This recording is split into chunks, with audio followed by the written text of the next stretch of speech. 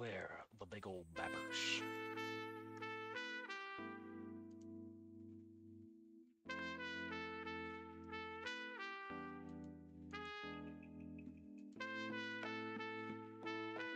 Our favorite 2x4 brick.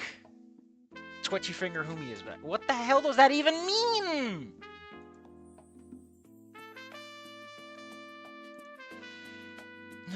Maybe we'll never know. Maybe it is a secret. It is not for us to know. It means Wynn. I don't know if I'd call Wynn a brick, though. I don't know if I call Wynn a brick, though. I imagine he's like a wall to talk to, sure. I mean, God, actually thinking about it, he has so many thoughts going on in his head that he vocalizes none of it. He's not... Ugh. Like, at least with Anon, you've got background narration provided. With him, it literally is just the fact that he gets to go into, like, slow-mo time to think to himself. Or you just be dealing with Inko. Yeah, be dealing with Tinko. Why is this conversation taking so long? Well, you know, he needs to think about every single one of his responses. In depth. In so much depth. You have no idea. He'll gladly take an hour. He'll gladly take a fucking hour.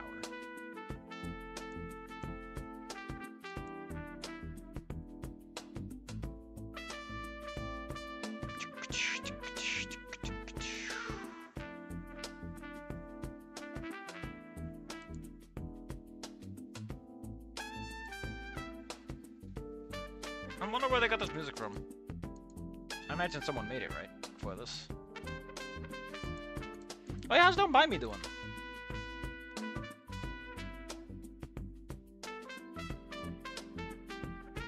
Take an essay of thought, reply with a single word. Well, you know what they say. If I had more time to think, I'd have said a shorter letter.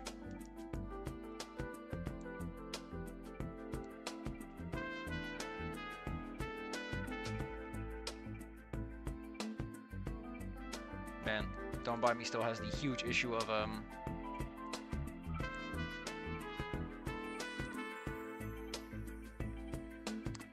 black text on a dark purple background. Ugh. Oh, we're still looking at a month and a half and no updates. I'm worried now. I'm officially worried. It's still so weird that there are like two demos and one of them is so much different than the other. Man at Arms, Darkest Dungeon. Oh, that guy.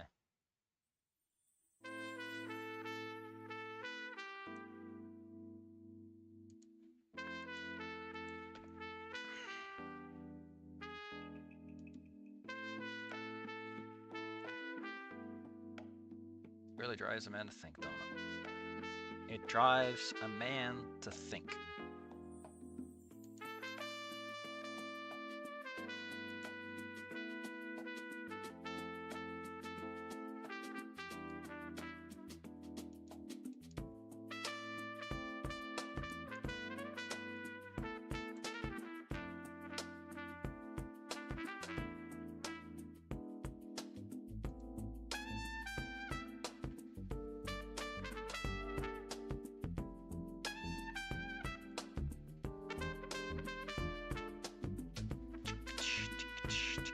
Alright, we've waited enough. We've waited enough. Whoever's here is here. Let's load. We head through the church's entrance and into the foyer, where Claudia and Malcolm deposit their winter clothes. Afterwards, we enter into the sanctuary proper, where the warm air and quiet space offer a refreshing change to the outside. Claudia guided us to one of the long benches near the middle of the sanctuary and gestured for me and Malcolm to sit. Man, I like that his little eyeballs move, you know? His don't. His don't. If he looks down, it looks sad. We sat in the quiet of the room and waited, each of us retreating into our own thoughts. Although Malcolm's thoughts seemed to be focused on playing with one of his Hot Wheels that he was driving over his knees. You can't just take that into a church! Everyone knows that God is into Tonka trucks. Have I prayed today? It was noticeably more quiet than when he was in the car, though. The parishioners begin to enter the sanctuary with increasing frequency. Why are you so annoyed? I notice as the room fills up that I am indeed the only human present. Some of the other older Saurians as pass by notice me. Do a bit of a double take. Those that do tend to quickly and not so subtly look away as I look towards them. That's, you know why that is? They're all like, oh, I can't believe you're hitting up with that guy. It bothers me, but not because of any sort of racial factor. It's because they're noticing me, logging me into their memory, remembering me. I start to feel a prickling sensation of paranoia and regret creeping its way through my body. Every one of them could be a potential lead to my discovery here. Bye now, sir. For someone who was like me, who has lived their lives up to this point as a ghost. That's a bad sentence. That is bad conjugation of subject and verbs. With no memory or connections whatsoever. Because it starts off for someone like me, and then it goes to this? Why not for someone like me who has lived their lives up to this point as a ghost? Right. Someone like me who has lived their life up to this point. Because you're switching from single to plural. It was quite unnerving sitting there drawing so much attention. Oh, this little... Oh, I suddenly feel something soft gently cover the top of my head. Claudia had placed a reassuring palm onto mine and gave it a reassuring pat. Oh no, it's hand. That's the head, not hand. Don't be nervous. Everyone here is friendly. They just need a bit of time to get to know you. If you ever feel like you're being crowded, just say so. We can go get some fresh air, okay? It seems Claudia's picked up on my agitation. Although she's a bit off the mark when it comes to why. That being said, however, her hand does have a certain calming quality to it. I suppose I don't mind it. Listen, we're doing the way too heavy voice, and we're gonna keep doing it. I need to pull up something important because I lost it. Hold on, let me make the little grabby hands. It'll fix all problems. There we go. Grabby hand successful.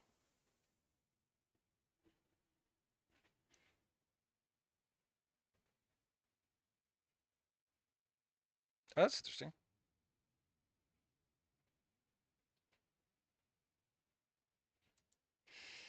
The Duke Nukem voice for inner monologue. Yeah, because he likes to imagine he's so cool. Of course his inner monologue's gonna try to sound like a cool detective. It's just like a Deadly Premonition. I return to scan the crowd and spot Tiffany and her parents up near the front. They're currently chatting pleasantly with Minnie and Xander. Not for long, though, as Tiffany, Minnie, and Xander... Oh no, it's TMX. That's like BMX, which is a bike. Each broke off to take different positions at the back of the church. The priest takes position behind the altar, and Tiffany to a small gathering of Saurians of varying ages. Minnie moves over to a cabinet near the back door and opens it up. Oh, Dan, they're bringing out the liquor. I just make out what happens to be a sound system and speakers inside of it. She presses a few buttons in. Ah, good old nondescript organ music. Guess no one here was musically inclined. Outside of the choir, of course.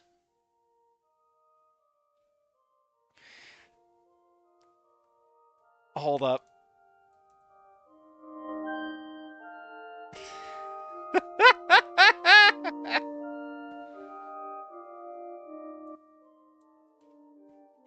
The ceremony was certainly a novel experience to me. It begins with a hymn from a choir. Just as Malcolm promised, Tiffany stands out among the sinners. Even one as lacking in musical interest as me can tell that she has talent. In fact, as far as music goes, I find myself to be rather fond of what I'm hearing. I chalked it up to being the only music I've actually taken the time to listen to in my entire life. What follows are various members of the congregation coming up to the front to read passages from the Torah. I don't know why they're reading that one, but I don't know much about Jesus. More hymns and prayers are said in between these readings until finally Father Xanth takes the stand and begins his sermon. It's a story about the son of some rich man that traveled the world to indulge in a life of sin, only to come up hollow. Then he returns miserable and destitute when his father welcomes him back and forgives him for leaving. Morbing that no matter how one far strays, there's always a way back home. I wonder what this is about. With special mention to the son that did not go gallivanting about being promised extra rewards for... I couldn't help but feel somewhat targeted But the old priest didn't make any gestures or overt looks towards me that I could detect. After the sermon came communion, which Claudia and Malcolm took part in. I stayed seated, as it seemed like something reserved for those that actually were part of the congregation. Besides, it would probably draw a lot of unnecessary attention to me. Probably. The Mass ended soon after that with a closing prayer from Father Xanther and one last hymn. With the ceremony over, the parishioners began to filter out until it was just a few lingering stragglers. Primarily, Claudia, Malcolm, and myself. Well, that was it for Mass. What'd you think of your first time, Wynn? Do you think you'll come to join us again sometime?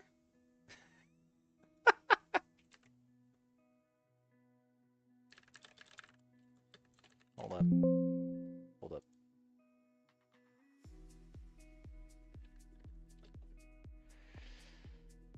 Let's take a look. Okay, so... let's walk through this.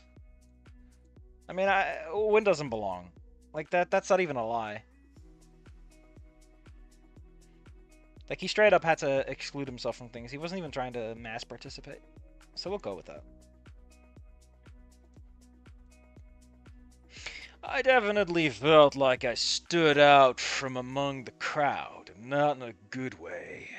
If I'm being honest, I felt like I was being watched the entire time. Scrutinized even, like I was under a microscope. It's really difficult to put into words. I felt out of place! Not unwelcome, just like I shouldn't be here. I understand the feeling. You know, one thing that I like is that apparently in what's it called? Encore, Einon's inner voice is apparently Postal Guy, and the real voice is like, he sounds like a bit of a dork. And I really like it, but it also makes super clear how little Anon actually fucking says. God. I understand the feeling. I felt the same way when I first came here. Well, what was it like? Well, you know, I was a raider back then. I'd raped at least a few villages and pillaged a couple more. Too bad the voice wait! They got rid of the voice acting for Encore! Wasn't that the entire fucking point? What the hell? I say blast. Blast you, Encore. What's even the point? Now I have to narrate it all over again. Sometimes I still don't feel like I... Claudia takes a small breath as she seems to consider what she was about to say. But it wasn't really all that long before I could get to know the people here and really got to know how kind they could be. I hope one day you have that too. Morning, Mrs. Grant. Hey, Malcolm. Oh, good morning, Tiffany. Hi. There was some really lovely singing you did out there today. I forgot what voice we gave her. Shit, hold on. I need 5 seconds to figure out what Tiffany was up to.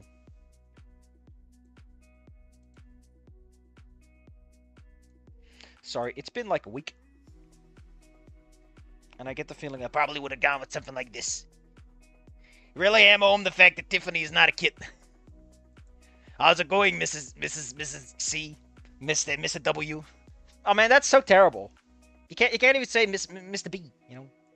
Gotta say W. I don't have any fuck. Hold up, I'm gonna turn off this so you don't have to listen to me. Listen to myself.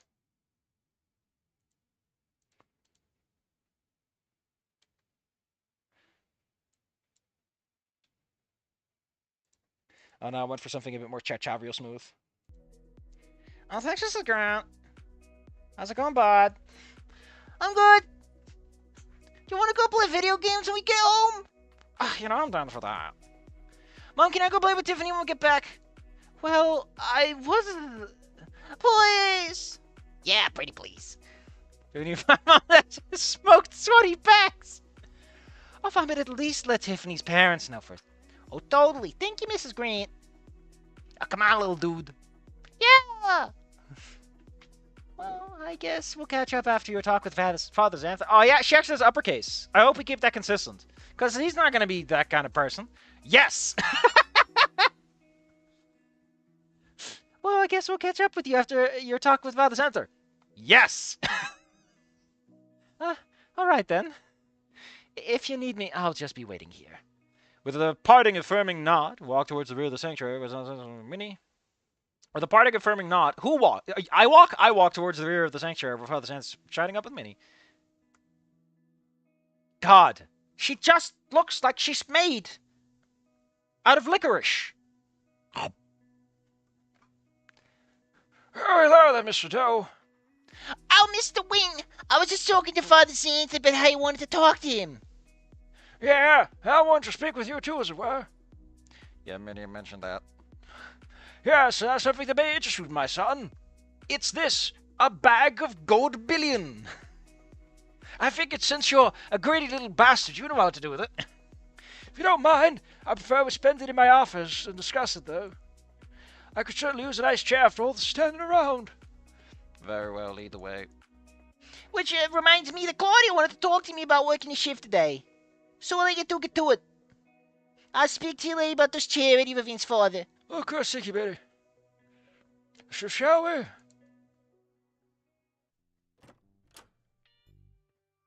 Hold up. Hold up. Hold up. I need to pull up the fucking backgrounds. I need to know what the fuck's going on with these fucking... with them books! I love that when we're inside of a room, it does this thing where, like, it pinches it down. We have a book called Faith, the Book of Ornaments. We've got Chator and Chaton, Volume 1 and 2. We got Cletus. We got Prescott, Humans and Dinosaurs, Dino Time, The Green, The Big One, Raptor Jesus 2. I didn't know they made a sequel. Holy shit. We got Guns to God, or Guns plus God. We got The Holy Firmament, and we got 1994 and 1943. 1990-43. Oh, here we are. Please have a seat. Now let's get started about what you want to talk about. How things with you and Claudia? Is a more domestic lifestyle been to your liking? Claudia has been very accommodating. I'm just still adjusting to my current circumstances. She's been a very patient guide in that regard. Oh, good, good. But that's not why I come here to discuss. No, I suspect not. You discovered Claudia's problem, then? Malcolm's father left Claudia a message that I overheard. It was not plaisante. Ooh. Why do you have such a massive chair, dude? Man's sitting plush. What do you do? I told her about it when she came home. Oh shit, I forgot the other options. If we say not really my thing, sitting around, listening to stories, it was a novel experience.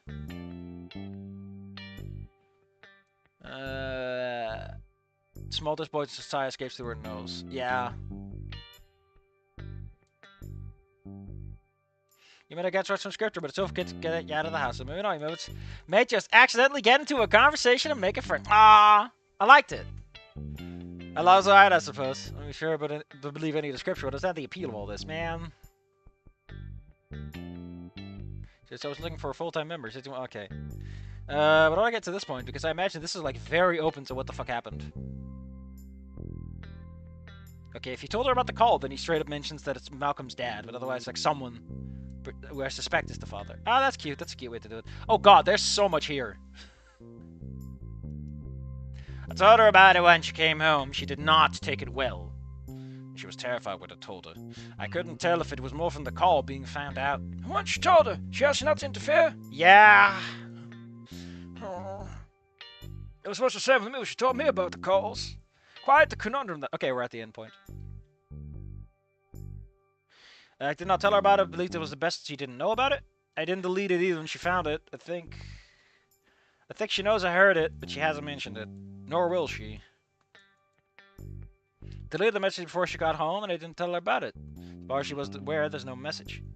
We'd give more time to gather information and take any action. Be careful. Hiding things will only get you so far for so long. Wouldn't it be interesting if a story like this was like you get points for certain choices, but you need to do the bad thing, right? It's like you gotta do a little what lie. It's like confronting your here and now is too early, so you have to avoid it even though it gets you points and seems good on paper at first. I feel like for someone like Wynn, like I get it, you kind of want it to be in the straight and narrow because that's like the narrative. It's just gotta become a good boy. But there's also something to be said for like, no, it's Wynn's particular brand of subterfuge that lets him pull this off to begin with, right? The reason Wynn can do this is that he knows to keep his mouth shut. How'd you conundrum that? I don't see how she lets it go on. He provides her with all the evidence she'd need to bring in the court. We'll bring him to court, yes, but that wouldn't solve the problem. What the hell do you mean? Going to court costs money. Winning in court costs a lot of money. Money I'm sure you've noticed Claudia doesn't have. Maybe that's one of the reasons he tapped me to help Claudia. I hope that I feel enough sympathy for her problem to bankroll the court case. Maybe if it really comes down to it, I'll help out a little. But I didn't steal all that money to spend it in some kind of legal battle. I'd almost say that it's going to turn out the dad is like Alfonsi, but that makes zero sense. He would have recognized their voice if that was the case. Although I think, wasn't implied he mentioned something was... Oh shit, I gotta look this up now. Backward direction, thank you. Yeah, no, I'm just messing things up.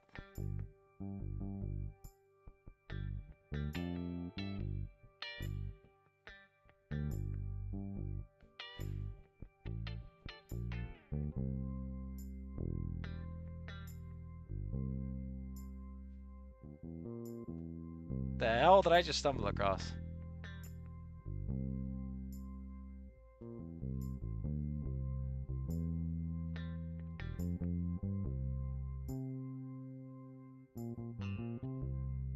Dude, what the hell, man? Oh, sorry, I'm looking ahead, but there's like some shit here. And I'm just impressed. Okay, forget attachment points we get, I'm thinking about it. Although I wouldn't mind chipping in some of the money on groceries now that I think about it. Claudia does seem to rely on bringing back food from work. Just need to think of an excuse as to where all the money is coming from. As I'm sure you've heard, there is danger that Malcolm will be taken from her, which is no idle threat. Who the hell is this guy?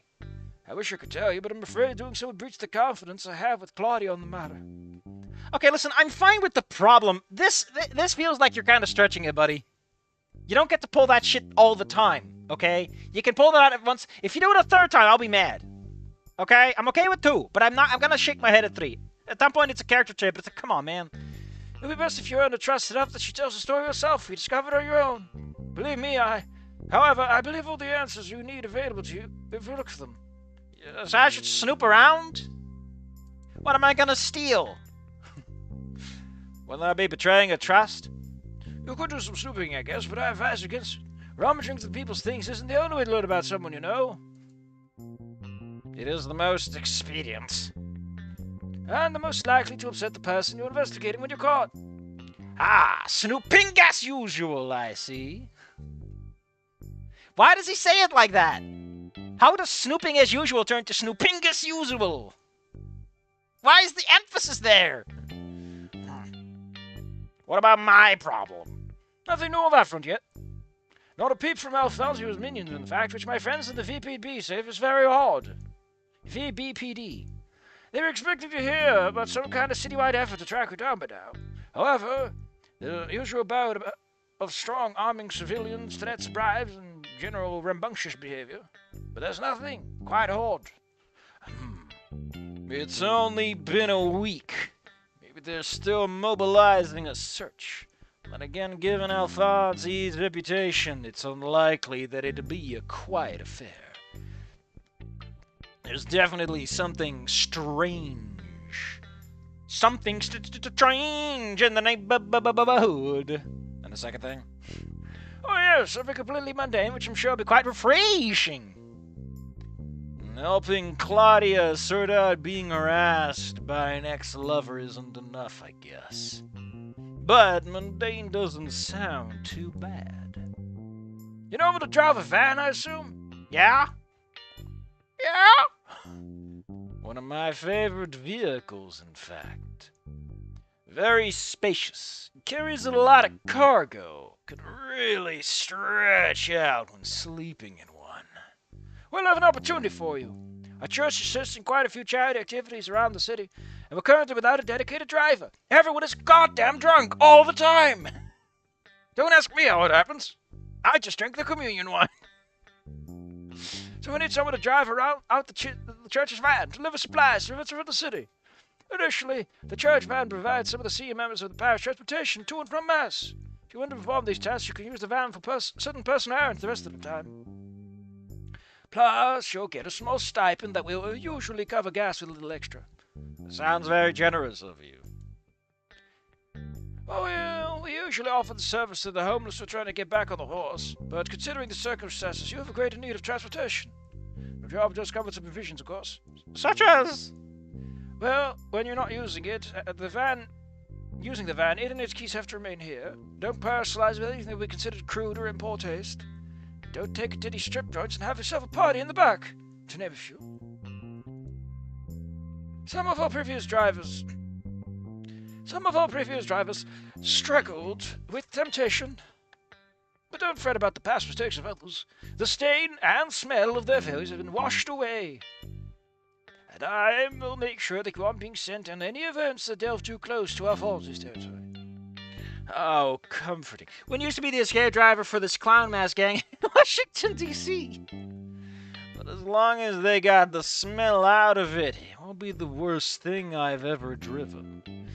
And a functioning vehicle that smells a little off is better than no vehicle at all. Alright! I'll do it! Splendid! I think Minnie put the keys around us somewhere. Not as I hear. Ah, there they are. Shall we go have a look then? Yes. God damn it! Every time! I just want to take a bite. Oh, there they are. How was your talk? Oh, quite productive, I'd say. Mrs. Doe has agreed to be our new driver. Oh, thank goodness. Oh, Wynn, that's wonderful news. They both seem, wait, wow. They both seem pretty excited about it. It's not that big of a deal, is it? Oh, we've been looking for a driver for that old van for a while. Ever since the difficulties there with the last one. I didn't even know you could fit 8 people in there and have sex. I thought only 6 would do. Not that I was part of any of it, I was just doing the measurements. But you have no idea how much this is going to help us all out. Oh, I could just give you a big ol' hug. Oh, goddamn, of course she says big ol' hug. We're made for each other. Now hook her up with that axe beak and don't cleave my head in twain. That's the next thing you hear is me going, ow! Because my head isn't in fact cleaved in twain. What a fool I was.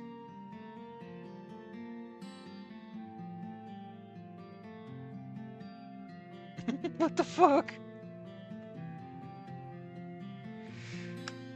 Yeah, Crunch. That's not.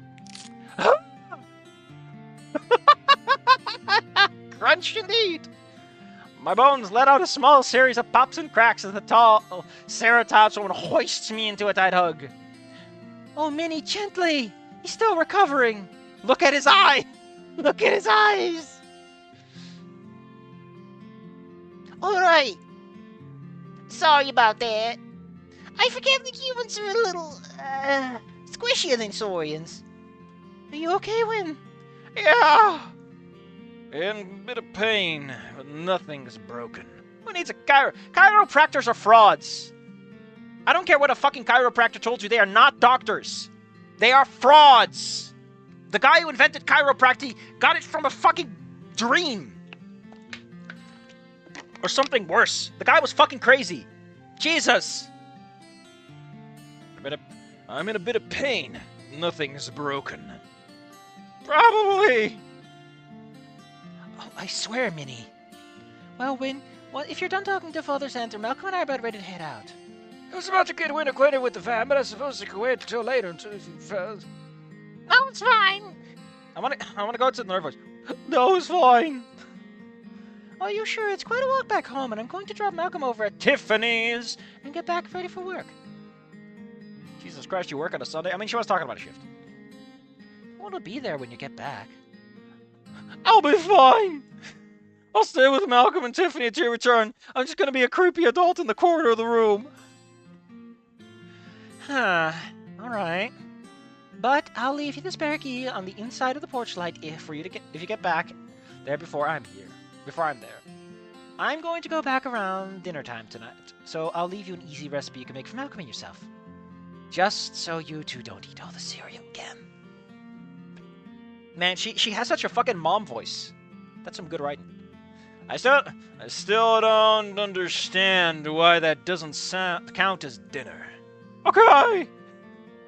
We'll see you later. See you tonight, Wynn. Have a safe walk home. See you later. Well, I'll get you that even calendar by the end of the week, Father. Very good. Why don't you run along? Sounds like you've got a full day ahead of you. Oh, goodbye and have a blessed rest of the day. It's the Lord's Day. It's Lorda Day. Sounds like laundry day. All right, now on to the van.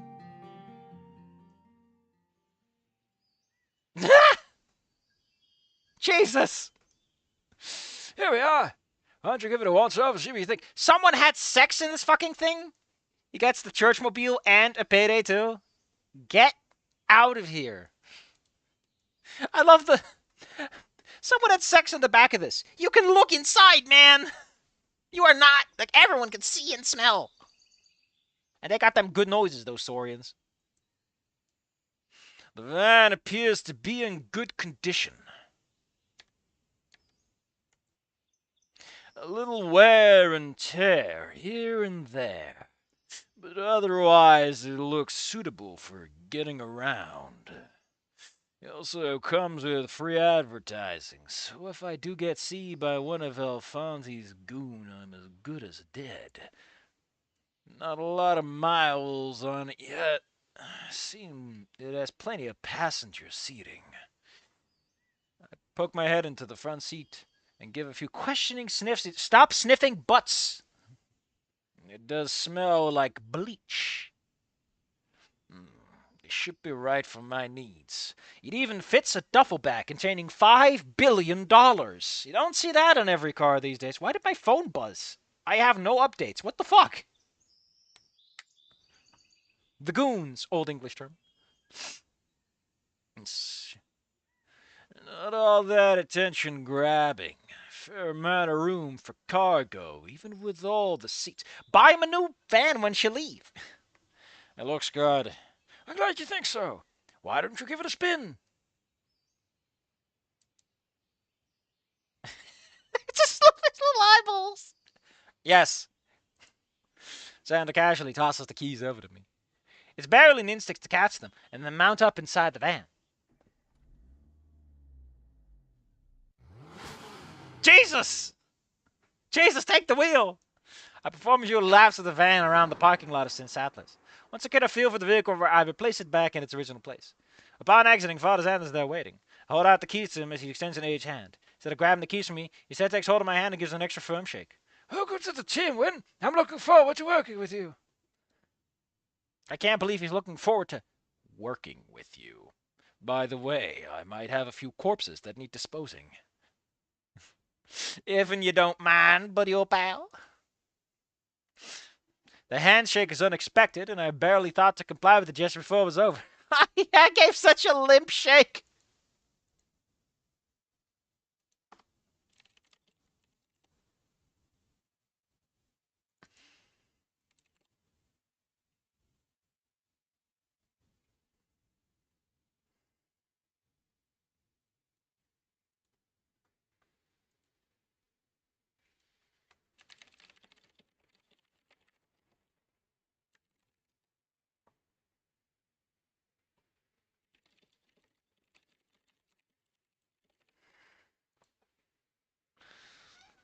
Welcome to the team. You better know how to dodge police roadblocks.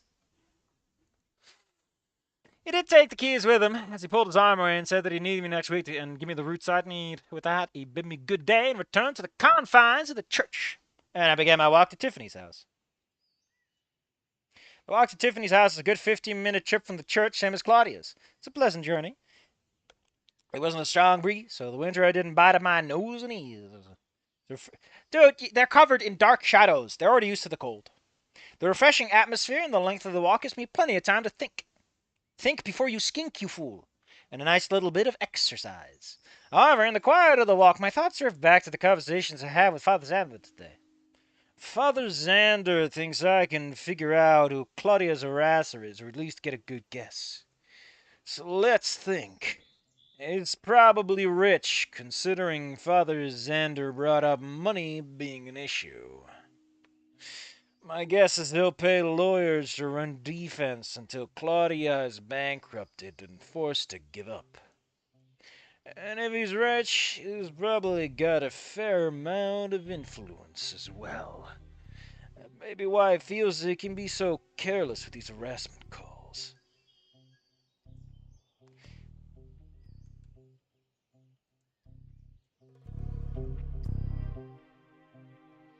He must think he's untouchable or something. Could be why he's even harassing her and Malcolm in the first place. Might even have a scandal if he had an illegitimate kid. Man, listen, I'm getting super distracted by the leaves in the background. I can see where the fucking brushstrokes went, jackass. Like, ew! Clean that up! Clean it up! Come on! But as to who he is, well, Claudia has some professional medical training. Up until now, I just assumed she may have been taught by Father Xander. Thinking back to how dodgy she and Minnie were about it. Maybe Claudia was a nurse or even a doctor and got into a relationship she shouldn't have. So I might be looking for a doctor, something near the top of the totem pole. It's a start, I suppose, but it's just guessing, with no way to confirm it. I might be able to find something to prove the theory from those boxes in the closet. It'll take a while to sift through them, though. Not as though doing whatever kind of not as long as doing whatever kind of investigation Father Xander expects me to do. Feeling satisfied with my theory concerning Claudia's issues, I turn my thoughts to my own problems. The news that there's no ruckus being raised weighs particularly heavy on my mind. It's impossible that someone like Alfonsi isn't tearing the city apart, looking for me. If not because his money was stolen, then it was because a human stole it. Of course he does. I like Wynn. I really like. It's so refreshing to have a fucking character that like fucking has the capacity to think about things and they're not like thinking in circles, and they're not like having these stupid idiot baby bitch thoughts. Like he just fucking figures shit out within a reasonable frame of context. God, it gives him such a nice touch. Like he doesn't say much, but you know that he's smart and that he's trying to figure this out and actually do something. Like it's such a nice contrast. Like he socially sucks, but he's got the brain. And he's a good getaway driver. He's the brains of the operation and the wheels. Get out of the driver's seat, Olivia. We got a new set of wheels. You definitely can't be too happy about that. And with the way I botched my exit. Megamind? Wait. Alfonsi's daughter, Deirdre. She was the only one I know for sure got a good look at me. Only her and the other two guys were there that night. And they didn't even have sprites, so they're not important. They don't know who I am. She was against her father's bloodthirsty tendencies. Was trying to think of some way to oust him. Maybe she was looking for something to use to set herself up as the leader of the coup. If Deirdre was telling the truth, all the lieutenants were dissatisfied with his interest in making money. Oh, dissatisfied with his lack of interest in making money. Okay, so, yeah. So, the money vanishing overnight would very much set everyone against him. What better ways to convince the others that the old lizard is slipping? Millions of dollars being stolen right from under his snout! And because she was the only one there, the cameras weren't recording. She could let me get away. Dangerous train of thought, Wynn. Dangerous train of thought, Wynn. That was exactly what she needed. Some random idiot to shake things up. To shake things up? Ugh, come on, man. One that allows her to point out how inept her father is. It's probably why it's so quiet. Probably pushing whatever story she wants while rallying support against her father. It's also possible it wasn't even Alfonsi's money, right? It's entirely plausible that it was someone else's cash and they don't have the pull to do anything. And they're keeping quiet because they look incompetent, right? It could just be, maybe it was one of the lieutenants' cash. And they're like, oh shit, if Alfonsi finds out, I'm dead. And they just don't bring anything up. And no matter which way things go, someone is gonna come looking for the money eventually. A brisk wind blows across my face, making me aware of the fact that I was so lost in thought that I'd stopped moving. Yeah, he stopped that a while ago. Renewing my pace, I consider what I should do about my situation, presume my theory is correct. The smart thing to do may be just to drive off into the night with the cash and not look back. But I will be running the rest of my life. Nobody involved with this. We'll just let it go. Oh, I see. Sorry. High-end restaurants, it's either the mafia or just the restaurants. Yeah, it could just be like their savings, you know? Here's your money, your cut of $20 trillion that this restaurant legally makes. Maybe it's money they're laundering. Like, it's not even Alfonsi's cut. It's just like it's been put in the system, and it's like, oh, fuck. And they just killed everyone that was there. And she didn't say anything. I don't know. There's a lot of ways this could have gone. Like, maybe she doesn't even know he has the money. Like, you're an easy suspect, but, you know, she's been expecting someone to take the cash. Maybe the cash is bait. I don't know. Like, we're already doing layers here. We've got a bunch of layers in different directions. I don't know, add a few more. What's a few more, you know? They'll go from surviving on the road to being hunted once this gang's internal conflict sorts itself out. I'm not even sure I'll be able to get out of the country in time, or if that'll even help. Which means my best option is still hiding out here and relying on Father Xander's promise of protection. At least things here are stable enough. Not that I want Claudia and Malcolm wrapped up in any of this. Oh, we only get this if we have attachment points. Oh, he's such a soft boy. I love this soft-boiled egg. They have enough problems without me bringing this madness down on them. But I don't just want to leave them high and dry either. If thugs working for Alfonsi or Deirdre, if things go her way, track my trail to them and I'm not there. They don't deserve that. Where'd your hard-boiledness go, buddy? I promise to stay for now, keeping low. Wait, I commit to staying here and keep laying low. I increase my pace at Tiffany's house. I like how he just fucking says, yeah, I probably need to think about this a bit more if we're going to do something drastic. Here we are. I can already hear Malcolm cheering Tiffany on as she's playing something through the door. I wonder if Tiffany's parents will be here this time. Although, honestly, I don't know if that would make things more or less awkward. Dude, her parents weren't even at church as far as we could tell. Once again, I hear the noise of the game. Oh, wait. Once again, I hear the noise of the game go quiet, and then the light thumping of feet approach the door. Oh, hey, Wynn. You had to pick up Malcolm or hang out? Well, there's something more phallic. Oh, hey, Wynn. You had to pick up Malcolm and hang out. I guess I'm here for the latter. That's something adults usually do with kids. What do I say without sounding weird? I love that he's so fucking stupid. He doesn't even understand he's being a little weird. Claudia won't come back until around dinner. I thought I'd keep an eye on Malcolm until then. So, you're here to hang out? Yeah. If this work with your parents. Well, they're not here. Again? Yeah, they work all the time. Dad's always at the Air Force Base, and Mom's at the mayor's office. They're always busy. It's just me and my brother most days. You have a brother? Dude, you live with them. Oh, come on. Oh, you mean Malcolm? Yeah. I mean, might as well be with him. It's time we spent together. Anyway, come on in and grab a seat, dude. I'm freezing my snout out off here in this doorway. The Inko situation. Inko, you're too old to hang out with these high school teenagers. Why are you in high school, buddy? You think like a grown man. I do love that despite the fact we don't see our parents, we do have the pictures in the background. That's just fucking cute.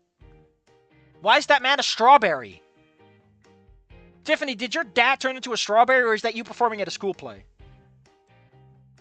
Hi, Wynn. Hello, Malcolm. He seems pretty excited to see me for only been an hour or so. Why didn't you come with Mom if you want to come over to Tiffany's? You could have driven here with us. Keep that in. If that's a typo, it belongs there. Yeah! Drove. Oh, you could have drove here with us.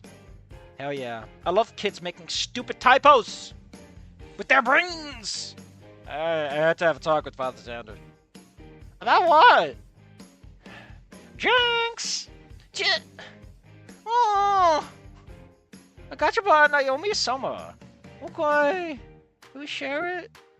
Yeah, sure. Okay. What an odd ritual. So what'd you talk about? Huh? Oh, right. I agreed to drive the church's van. I'll be picking people up on Sundays and assisting with charity events. Oh. So you're like a bus driver now? I suppose that's accurate. That's a bit of a step down from just driving for stunt cars, though. I merely shrug in response. Oh, did he ever say that to her, or was that Malcolm? Malcolm probably said it then. Must have told her. I made a shrug in response. Hey, I lost a set of reels, right? Yeah, wheels. I'm gonna go grab a soda today. Tiffany's in Kingdom Souls. It's really cool. Goddamn. Protect the Malcolm. He's such a little goober. Like, I like where there's a distinction that, like, Tiffany is the more mature one and trying, like, her best to be, like, the adult in the room. And Wynn is this fucking awkward man. I trust Wynn with all of my children because he's too fucking awkward to do anything. Funny, Kingdom Hearts 4 just got us. It did? Dang. It's really cool. Ah, yes. She was playing this last time I was here. I wonder if I can actually discern what's going on this time. I could not, of course. I could not, in fact, discern what the plot of the game was, even after several hours of watching it.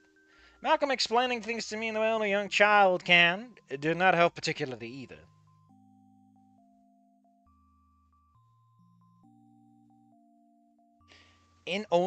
Malcolm explaining things to me in the way only a child can.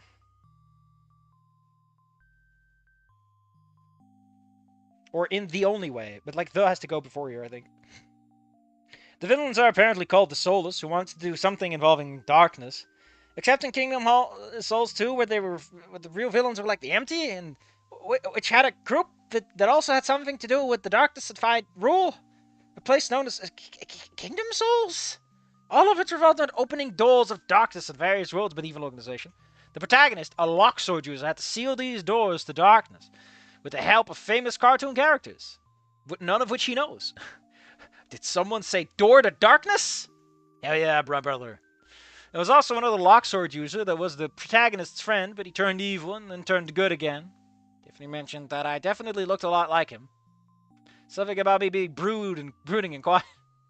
But in a cool way, which I didn't really understand. Yeah, I probably would not find brooding all that cool, considering it's his fucking life. God, this song.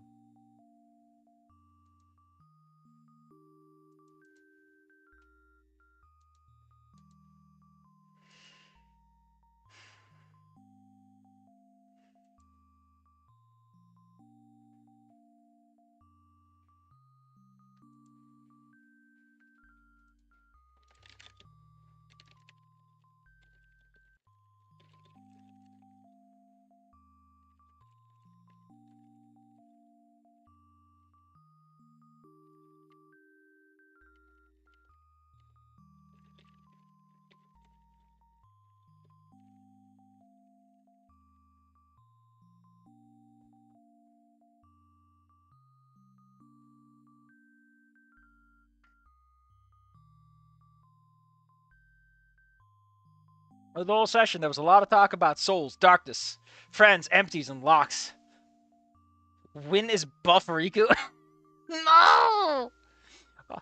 All I can really agree with is that the music was really good, or enjoyable at least. He looks so miserable. Eventually, I noticed that it's time for Malcolm and I to return to his house. Malcolm, it's time to duel. Okay. Right, I'll get the game. I suppose I should do something with myself instead of just standing here. Are we gonna help him with his coat? Of course we're gonna fucking help him with his coat. He's a chilly billy little boy. Holy shit. I'm not reading any of the text, but like, Jesus fucking Christ. This choice is like massive. And then we get a month time skip, man. All right, we'll do the obvious right thing and we'll help Malcolm with his coat. The little guy needed help. Malcolm needed help with his coat last time, so I suppose I could do that. This is not his kind of autism. I'm sorry. I'm more into cars. All right, let's get your coat a drunk. I have it. Oh, wait. I've prepared. Oh. Okay, cool. Okay, little dude. Don't get the guy waiting. And he's like, I don't know. Strange. The kid was confused for some reason. Did I not say the magic spell abracadabra abracas? Apparently, this particular choice has a variable associated with it. Maybe the shift in the usual routine caught him off guard or something. Tiffany, why is everyone here fucking autistic? Can I just meet a non-autistic person? Claudio's an autistic and I'm not autistic. What are you talking about? Wynn, have you been projecting onto people? That's not healthy. It's not that big of a deal, is it? Anyway, let's get it on with. I present the coat and hat to the little boy who extends his arm, making it easy for me to dress him.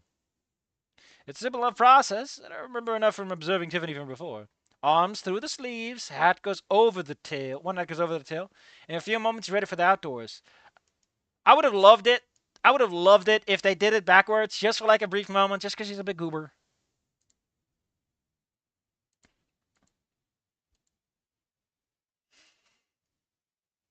You're ready? The boy just stares at me as if he doesn't know what to do. Getting a bit confused. Oh no! Everyone is too socially awkward to talk. We're deadlocked. Getting a bit confused by the action myself, I decide to extend a hand to the young parasaur. Maybe if I just pull him along, he'll snap out of whatever funk he's in. No, you can't get a man out of his funk. You gotta play the funky jazz. He stares at it like he's never seen a hand before, and for a long moment remains motionless. But eventually... Oh, it even comes with custom music.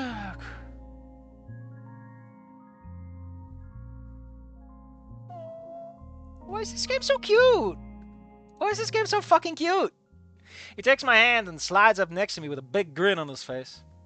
I'm ready. All right, then. Goodbye, Tiffany. Bye, Tiffany. Later, dudes.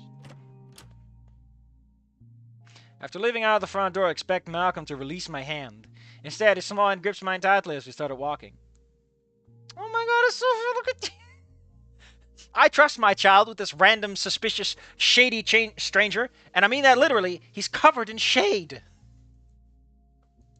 Is this the shadow darkness man that they talk about in Kingdom Souls? And after that, we learned the butterflies come from caterpillars because they use metamorphosis. Metamorphosis. Metamorphosis! Yeah! But, like, they changed completely from a worm to a bug. It'd be cool if people could do that. Turn into bugs? No! Turn from one thing into another. Do you get it, Wynn? Do you get the themes? I like it, though. It's cute. Because he's a little boy. It's fine if he talks about this stuff. If anything, I prefer this over having a character just fucking say it out loud. Like, he's just a little idiot. It's fine. Well, it depends if he's willing to count changing identity. Oh, fuck yeah, we're recontextualizing shit. Hell yeah. We're giving it double meaning, triple meaning. It's a thing he says, it's a thing Wynn does, and it's a thing Wynn's undergoing because of the story. Hell yeah. I put up a little fist and I punch it in the air because I'm all excited by this layered writing. It's not complex. It's not the best, but fuck if it's not a step above everything I've seen so far. Big steppies at that. I need my big steps guy emote in this. I do that all the time. I turn into a car. Like a transformer? Not surprising to hear that. What about you? Me? Yeah. I'm not sure. I need to think about it. What about like a monster? Like a dragon? Those are cool. Aren't monsters usually bad guys? Oh yeah, but they're still cool. I wonder if you'd still think that after meeting Alfonsi. Besides, even if you turned into a monster, we'd still be friends, right? I don't think monsters have friends. Oh. But, so you can't be a monster because you're friends with me? Fuck! I love this. It's cute. It's perfect. I guess so. The boy's smile brightened a little more.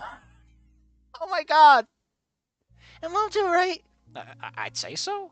What about Tiffany? Yeah? Oh, Miss Minnie? Yeah, sure. Malcolm proceeded to list out everyone he knew, which is not quite as long as I was expecting. After confirming that I was friends with all of them, including several people that he knows at school that I've never met, he began going off on multiple tangents at once. He sure is a lot more talkative today. Usually when he talks to me, he sticks to cars, video games, and things Tiffany does. Today, though, he's talking about all sorts of things. He also seems to be hanging on to everything I say, and his grip on my hand isn't loosened either. Dear fucking God, this kid's got a death grip. I haven't felt my thumb in minutes. But he seemed a lot happier, too. And seeing that reminds me of when Claudia put her hand on mine this morning, like I'm wanted by the police. It's quite a different sort of feeling. I'm not quite sure how to respond to it, honestly. But, if I could spend more time like this, I might just consider staying private window for a while. Even with the whole being hunted by mobsters thing, it might just be worth it. Probably. I think so, anyway. I didn't do much more talking for... Oh, yeah, we're actually moving slower than when Wynn was walking, right? Hold on, let me see if we can go all the way back there. I don't know if we can go back that far. Yeah, we can't go back that far. But it feels like he's going faster. He's going slower than when he was walking by himself. I like that. Maybe Malcolm's iron grip flexes Wing's trigger finger. It's an actual medical condition. I don't do much more talking for what little time we had left on the walk, but Malcolm made up for it. He jumped from one topic to the other so fast, it's like he was trying to talk about both of them at once. Oh god, he's got ADHD. I politely listened along, with a nod on occasion, as Claudia's home came into view. Returning to the house, the key is right where Claudia said it'd be. You can actually see the porch light on the picture. That's so cool. Only now does Malcolm release my hand enough for me to extract the key from its hiding place. The house was neat, empty as we entered, the only sign of Claudia having been here being a piece of paper on the kitchen table. On it was an easy-to-follow recipe for fried rice and vegetables. You telling me of rice fried these vegetables? Jesus, he literally vanished in the fucking sidebars. Malcolm had put his coat and things away while I was gathering all the supplies. After quick perusal of the kitchen and finding all the ingredients, I affirmed that I can manage cooking the dish. But to my surprise, Malcolm offered to help instead of watching cartoon and playing one of his games. Why is this small man-child following me? The small child thing. Seeing no reason not to accept, we spent some more time going over the instructions before getting started. I hope Malcolm doesn't turn into the kid that goes like, you're gonna marry mom, right? I hate that. I fucking hate that if Malcolm goes there. Because that's so scummy. After going over everything once or twice, I have effectively memorized the recipe and get cooking. Malcolm's help mostly consists of standing next to me and reading the instructions and pointing to what I need to do next. While it slows down the process a fair bit, I don't find myself minding the distraction. This is all still part of that one choice, by the way. Jesus fucking Christ! Like I said, the 1 month time skip is where this branch ends. We're not there yet. While it slows down the process a fair bit, I find myself in the mind of the distraction. It seems he's rather enjoying being helpful, more so than if he were playing video games or watching cartoons. Because deep down, people want to do something. Very few people are truly that lazy for that long. And it is rather enjoyable having him around despite the delays. His excitement is pretty infectious. It's pretty infectious. However, that does mean that we're in the middle of making the meal by the time Claudia comes home. From the moment she saw Malcolm and I, a true, genuine smile spread across her face. I want to point out that this feels like we're fairly far along in the story, and I don't know if I like that, but like, we're having this massive family resolution thing, and I don't know, man, a little early. From the moment she Malcolm, okay, the kitchen was a bit of a disaster, but she didn't seem to mind. And what's going on here? Hi, Mom! I was helping Wynn make dinner! Well, I can see that. And how are things going on that front, Wynn? Is Malcolm being a good helper? Are you two getting along? I'd say so. Yeah, Wynn's great. That's good. That's good. The dinner will be ready soon. Well, don't mind me then. I'll let you... 2 chefs. Get back to it. It's wrong 2. And just in time, too, the rice was about to burn. Claudia leaned against the entryway and watched her son and I finish putting the finishing touches on dinner. And there was a look in her eyes I hadn't seen before, or at least one she hadn't looked at me with before now. I want to point something out that I would really appreciate, right? I know it's a bit of a weird thing to talk about, considering that the story is primarily focused on like the human connection, so I'm not going to bring it up at all. Or at least one she hadn't looked at with me before now. Oh no, you're turning into a small child. It turns out she was a witch, and she's going to eat you. What a twist! I decided to just focus on finishing the food instead of trying to discern what the look might actually mean. Fortunately, rice and vegetables were just about done. Sensing the meal's imminent completion, Malcolm took a spot at the table with his mother while prepared some plates. Less than a minute later, I had the dishes and the scoops of what I considered a nice-looking serving of rice on them. I decided to ferry the plates to the table, one at a time, instead of trying to replicate Claudia's technique. Once the plates were set, the playful cheer rose from the parasols, and the meal and dinner we finally got started.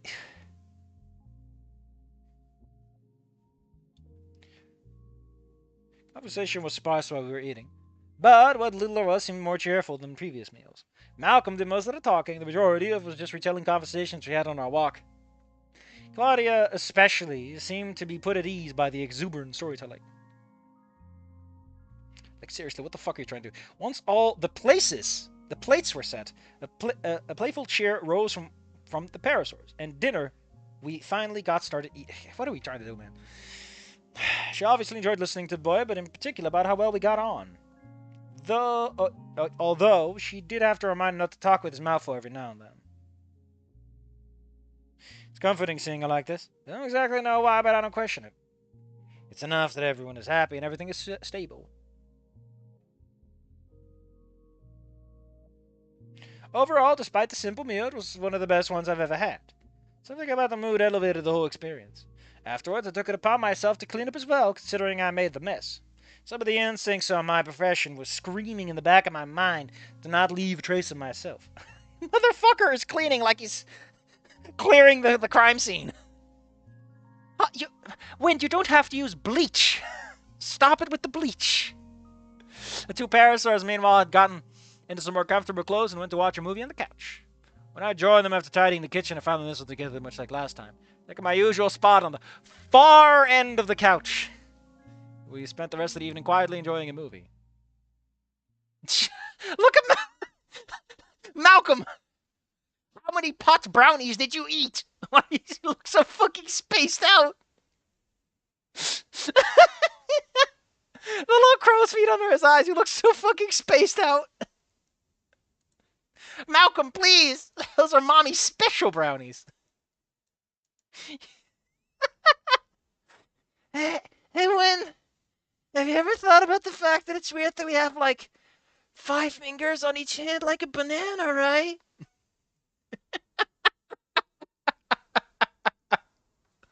I don't know why, it just cracks me up.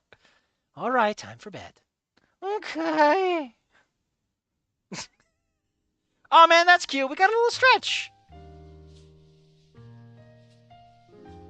Go on and get your PJs on. I'll be on it. Good night, Mr. Tall Man. Good night, Malcolm.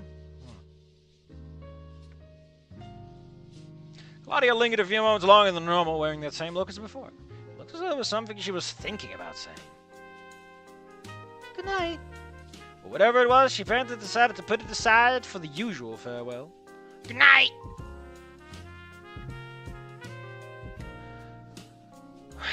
What a day. Most of my heists were less exhausting than this, including the last one. That hurt. It wasn't exhausting. It was just very hurting. But at least it's over now. All I want to do is crawl in the bed and sleep. And I proceed to do just that, more or less. I do more of a roll into my bed and enjoy the simple softness of it while I let my mind drift. It's rather relaxing end of the day that had, that morning, given me a great deal to think about. But my thoughts were not of dealing with the foul-mouthed harassers or evading the murderous gangsters. They were about talks of bugs, crazy video game plots, and a dozen other things that Malcolm and I spoke on during our walk. Most prescient of all of them was the lingering image of the look Claudia gave me and how much I liked it. How much I liked that it was towards me. The thought of it fluttered through me as I fell into a deep slumber. Okay, cool. We're at the big twist. Okay, I want to point something out. Like, again, waiting by the door changes so much. So let me run you through this real fast. I'm just gonna read it for myself and give you the short of it. So he stays out of the way. They seem to be enjoying themselves. All right, bud. And then Malcolm's like, thanks. And then they get going. Brisks for a kid his age and size. Oh, he's still talking about it. In the third game, all of the replica bodies from the portable game come back. Oh, so he talks, we actually get some stuff. But they were used by the bad guys to bring back the ones you killed before. But some were also used to bring back the lockbody loose from other games. Jesus fucking Christ. But weren't all the replicas accounted for? Some of them were stolen with the big guy. He's time travel to make his own organization out of himself. This motherfucker is Xenomort. What the hell's going on? Why is the plot like this? Anyway, so everyone gets into this big, huge fight, and it's really cool. Doesn't make any sense. I don't know how he's keeping up with all of it. Or if he just doesn't care whatever makes any sense at all and just likes the fighting. It certainly is an interesting franchise. I don't know if I really get it. Then he moves on. Maybe it's just for better racing games. I do believe that is true. Has he ever played one? Do we even know? Small talk made the short walk shorter. I like how it's not meaningfully different, right? It's mostly just Malcolm holding his little hand. And then Sephiroth shows up. Sephiroth, what the fuck are you doing here? I know that there was Final Fantasy like the first entry, but... Straight to my house, the key's right where Claudia said it would be.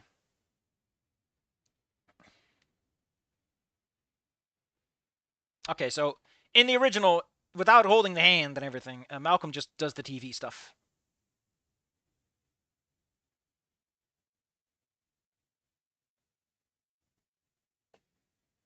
And he's just right when she gets back. It's just finished when she gets back. They're very easy to follow, thank you.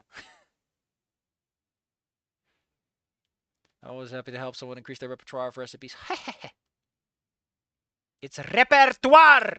Repertoire! Not repertoire. There's an extra R in there, buddy. I'm so mad. I'm so mad. I do not get French gaming. A set tables have instructed. Same old, same old. I do like that it's like, it's still fine, right? It's the bad option, but it's not like the option that fucking kills everyone. So many fucking games, right? They go with good, bad options, and because it's good, bad, they have to make the bad options worse. They have to make them actually, like, suck ass, instead of just going, it's fine. It's just not the great option, you know? He isn't all that tired. I just want a bit of solitude. Man, when you're just a little cutie. When you're just a little fucking cutie. Oh, Jesus Christ. There's a whole section that's, like, reflecting on things. Oh, no. 1 month later, the weeks went by quickly since I got the little job for Sin Sattlers. He's been there 4 times, I guess, by this point. I see, so you know, into the food drives, fundraisers, and charity events that Father Xanther and Minnie sent me on. I'm also surprised by just how many other people were taking part of all this charitable work across the city. I was often put into convoy with other vans, trucks, and buses that deliver food or clothing to one outreach center or another. The dialogue option that makes Truck-kun catch half the cast body. Yeah, it's like, your endings are everyone fucking dies in a tragic accident.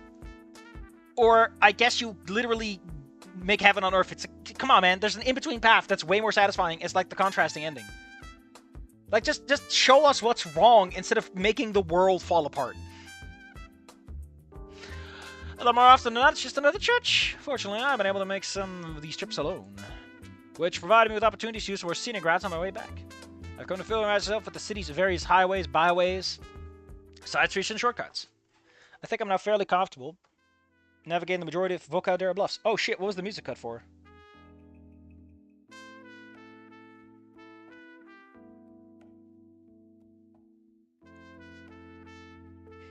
I don't know why. There's nothing in the script that would imply that it would have to change the music tracks. Maybe the title theme just doesn't work properly. Fairly confident to navigate the majority of Volcaldera bluffs. I'm confident that I can make a discreet escape unless the need arises. I certainly now know what streets to avoid if I want to get around a blockade. So far kept out little Trude on Skin Road's general area, though, partially because it's not really vehicle-friendly, but always taking enough of a risk being discovered as is. I don't want to push my luck that far. Meanwhile, closer to home, so to speak, the daily life with Claudia and Malcolm is having a strange effect on me, particularly the reprieve from running these errands. So this part, you only get if you have 2 or more attachment points. And there's a section that's for only 2 or more audio. Oh god, there's so much here, man. Okay, so this song just doesn't loop for shit. Particularly as a reprieve from running these errands. Something about them being within my line of sight calms a type of anxiety I didn't know I had before.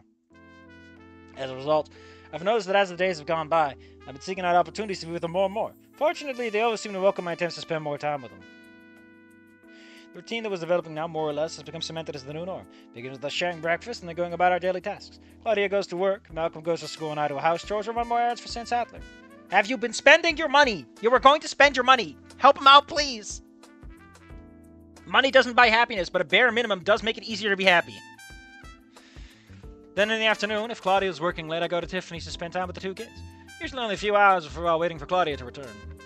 Is Tiffany actually fanged from Goodbye Volcano High because her parents are constantly gone? Malcolm and Tiffany have been eager to show me more of their favorite games during those hours. But afterwards, Malcolm and I walk home and often talk about all sorts of things. Although I'd probably more accurate say he just talks at me and I happen to listen. His chatter makes the walk much more enjoyable than it would be otherwise. Usually Claudia's home by the early afternoon and handles cooking and dinner. But on those evenings where Claudia works late, food preparation falls on me. Although the occasion when Claudia is looking particularly exhausted from work, I volunteer to cook dinner for her. Aw, man, he's such a sweet! My cooking has not always been successful, but at least the effort's been appreciated. I'm really starting to feel like I've integrated myself into the little unit. There's 2 of them. How's that a unit? I've even gone so far as to pull a few dollars from the duffel bag to chip in for extra groceries. The thought of taking money and leaving them one day remains, but those thoughts are always tinged with a sinking feeling. When I think of doing so, a small part of my mind rebels against the idea. We'll try to analyze why or where it stems from. All I can think is that I wouldn't be able to see Claudia again. Actually, you know what would be a very fun twist? You know what also would work pretty well as the story is he runs into, like, Deirdre, right? And Deirdre's like, why the fuck are you here? I let you take the money, and I sent no one after you. I expected you to be miles out of town by now. Why are you here? Like, she's like, listen, I let you get away with it, okay? And you didn't run? You stuck around? Are you stupid? Right? Like, if he had done what he wanted to do, if he just snuck off into the night, he would have been fine. And she's like, oh my god, you're making this so much more complicated. That'd be a fun little twist. That'd be a fun twist. I'm not saying it's the right twist. I'm not saying it's a good twist, per se. But I'm saying it'd be an interesting way to handle this, you know? Like, your original instincts are right, and now you've made things more complicated. The good guy choices are a bit more complicated section of writing. All I can think is that we'll never see Claudia again. What's this little face? Why are you pinching your nail? Stop that. Some part of me wants to stay with her. Likes staying with her. The idea that I'm becoming infatuated with Claudia has occurred to me. However, I'm asexual and aromantic because it turns out I'm fucking stupid and I don't even know what my penis is. It was a completely untested waters for me, to say the least. It has me feeling more nervous than I've ever been. Probably. God, actually, what would also be an interesting twist is to have it be so that he is the abusive father, right? And no one figures it out because it's been so long. That'd be so fucked up! Yeah, you drunk yourself silly and fell asleep in a ditch. Then who the fuck's been calling you? I don't know, some automated system. He literally, before he drunk himself into an amnesiac coma, set up an automated calling system to harass his ex-wife. That's what we call dedication to the bit. Oh, that's a good dog ending, you know. Where it's like, what the hell is going on? Split personality. Another part of my worrying is because I'm not being honest with Claudia about who I am or about us together. Or that I'm putting her and Malcolm in danger of staying with them. Eventually, if I really want to stay with and be accepted by them, I'm gonna have to tell them the truth. This is Father Santa's been trying to tell me. Other than the lurking threat of discovery, there's been another thing that's marred this time with them. Calls from Claudia's harasser. Every 2 weeks, or right around the time when she's due home from work, she receives another message. She takes whatever precautions she can to make sure she is the one who answers the phone every time, or that Malcolm and I are out of the house when she won't be able to. More than anything, she doesn't want Malcolm to know anything about these calls, or see the effects they have on her. No, that's just a effect with an E. Affect is to do it, and effect is the result.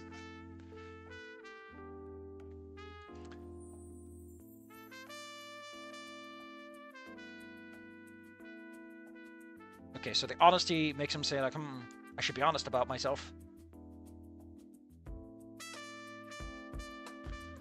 But the toll it takes on her is extremely evident. Whenever the phone rings, she freezes up, and Malcolm takes note of her reaction with a worried one of his own. He hasn't said anything yet, but he has begun to, or has already, realized that the phone is causing his mother distress.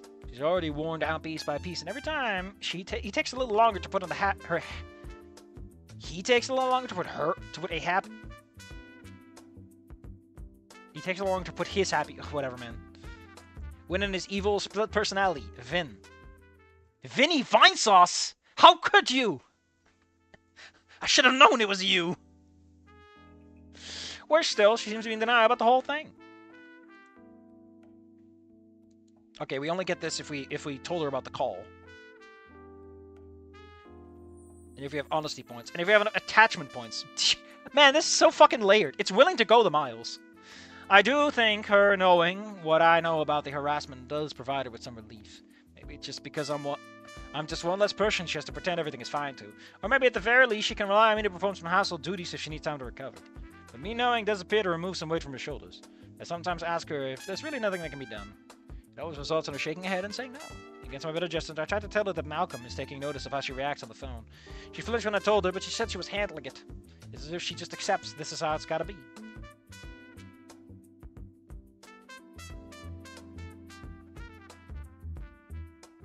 This is apparently where the honesty kicks him.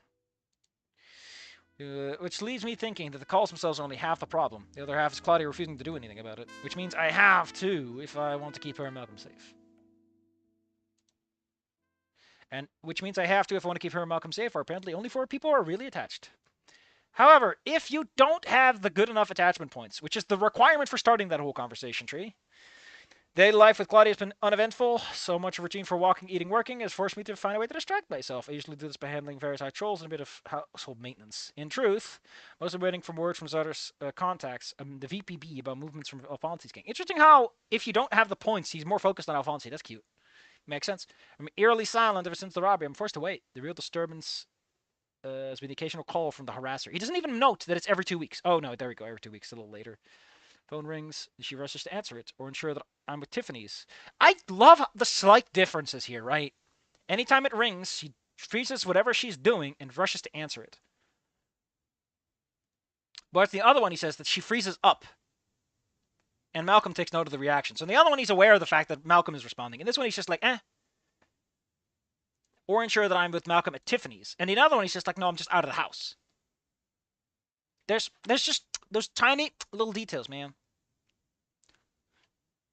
I like it. It really, like, I'm not saying you need to, but it makes clear that these are different trains of thoughts had by different kinds of people. Normally, I'd let it be. After each of these calls seems extremely stressed. Seems to be a lot going for her, too, so beaten down. She looks so beaten down after each one. If you told her about the call, her knowing that I know has only made things worse, it seems. Takes longer to reapply the friendly and happy mask she usually wears after these calls when I'm present. If this is the norm, it needs to be corrected, before she becomes unstable. Kind of unstable that will cost my hiding place. Oh, man, he's such a jerk. I love it. Oh, he's a little prickly prick. A little prickly prick. Put up them dukes, boy.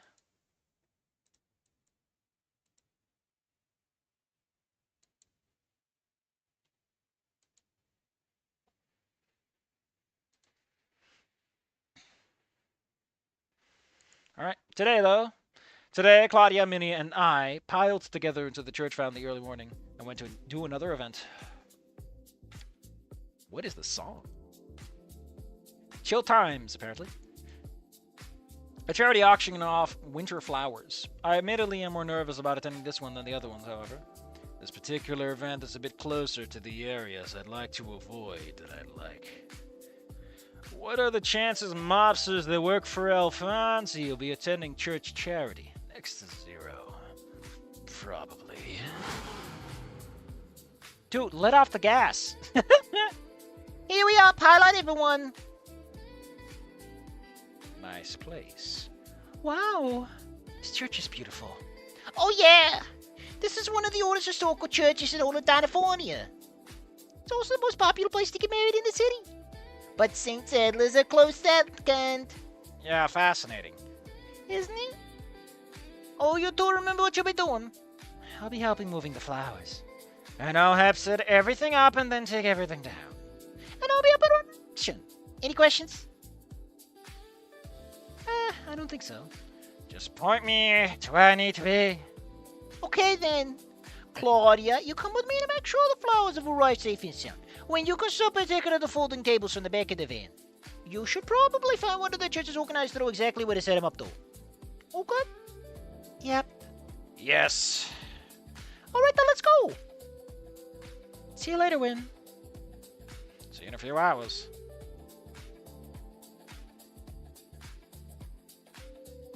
I really do. So this is going to be mostly the same for a good long while until we get a choice. So that's cute. You know, it's the daily cadence.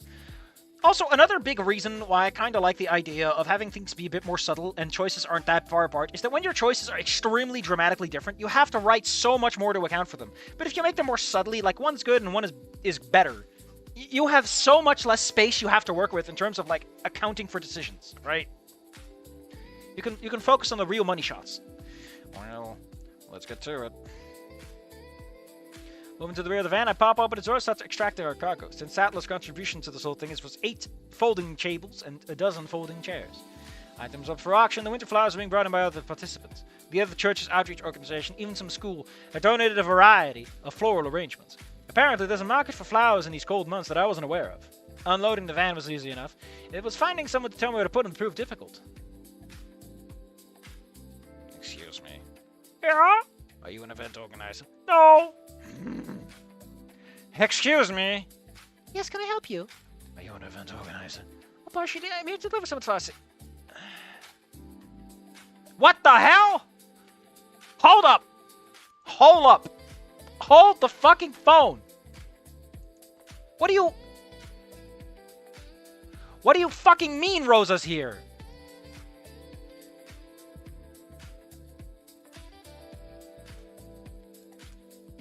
Are you fucking kidding me?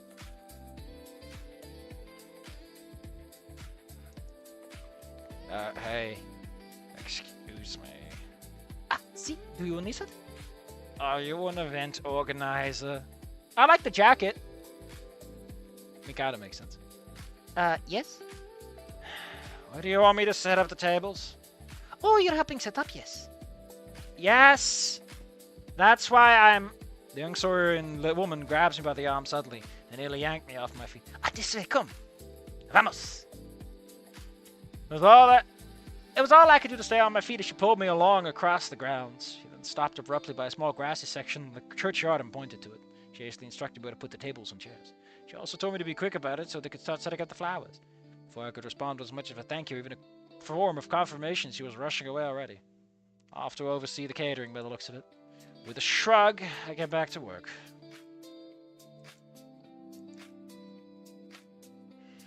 With the unloading, the process goes quickly. Almost as soon as I set up a table, it gets covered with various arrangements of floral bouquets. Once the tables and chairs have been set up, and collapsible canopies are erected. Hold the fucking phone. That's Stella in the background. It's gotta be. And I know I know these two when I see them. I know those fuckers when I see them. I like how they're so subtle about it. They're not overt, you know? It's like, blink and you'll miss it. I like that. A little more. This guy in the foreground, though, looks like he's a giant thumbs up. Cars begin to arrive, and soon the churchyard is filled with swaths of colorful saurians. Before long, the charity event's in full swing. The feisty saurian girl from before would occasionally appear, and I would perform some efficient carry tasks. After about an hour of potential buyers milling about, eating and socializing, the actual auction begins. This does afford those of us who are working as staff for the auction get a moment to breathe or get a bite to eat. Why are you so tall? Instead of getting some food, I found a quiet spot away from the crowds and watched the proceedings. It's surprising how many people came out for a flower auction of all things. And I recognize some of these faces from other events. I guess there's a subset of people that comes to donate or volunteer at every one of these things.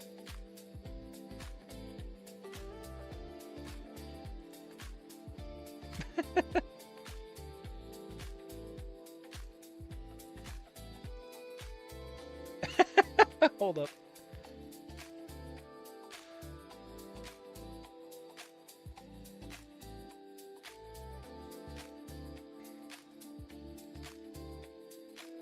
right there. Sorry, Wynn. I just saw you standing there looking so intensely. I couldn't resist. How were things on your end? Busy. Mostly moving boxes. Yeah, me too. It's been back and forth all morning. It's gotten so bad that I think I'm overheating in this sweatshirt. Give me a second. That's cute. That's just cute. There. That's refreshing. So, the flowers seem to be selling rather well, don't you think? They are indeed. Although I thought flowers were more of a springtime thing. Usually, but I wouldn't say it's all that confusing. After all, it'll be Valentine's Day soon. Oh yeah, because it started in January and we're like a couple of weeks in, huh? Plenty of these arrangements will make perfect gifts for someone's special day. Ah yes, right. Valentine's Day. Never really paid much attention to it. Maybe I should have, considering how much money is being tossed around. Anyway, Wynn, I just wanted to use this moment to say thank you for helping out with all this. I know it's been a lot of work. The start of the year always is. But once we get through the first couple of months, you'll probably get some more free time. And I know you've probably been itching to get a real job or get back to your exciting life of test driving new cars. I just wanted you to know that the work you've been doing has really been helping a lot of people. It's a pretty exciting feeling, isn't it? That warm, fuzzy feeling that you made someone's life a little bit brighter. You felt it, haven't you? Good question. I've certainly seen plenty of homeless or hungry over this past month. In a few instances, I've been the one to hand out the goodwill items and food. I remember the grateful looks they wore and the words of thanks most of them gave me. I also remember others who wore expressions of resignation and defeat.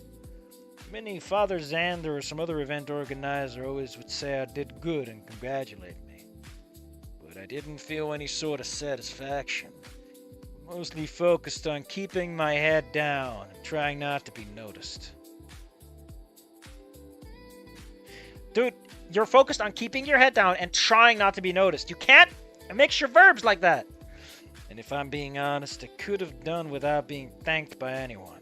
Drew too much attention to my liking.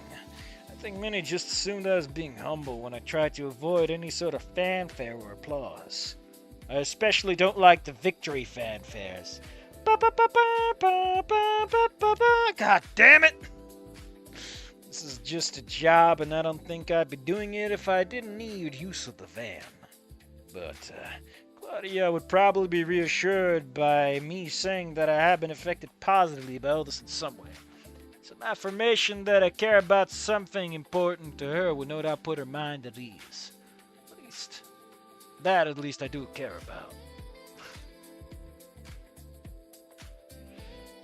Like, we know that you can't just lie for her sake. I'm gonna go with have not. Oh, it turns out I was right. In fact, there's a whole attachment higher option. Damn. There's so many nested fucking things in this, and I love them. Let's go see the other option, because it's like so much shorter.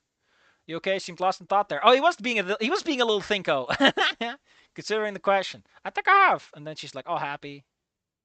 Why do people since that don't declare it's quite the achievement.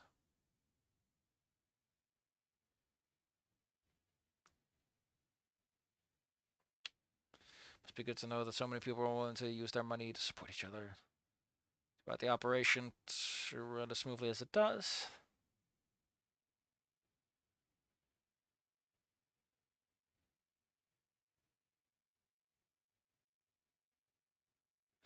Oh, this is interesting. Apparently she catches him, which makes sense. They've known each other for a while at this point.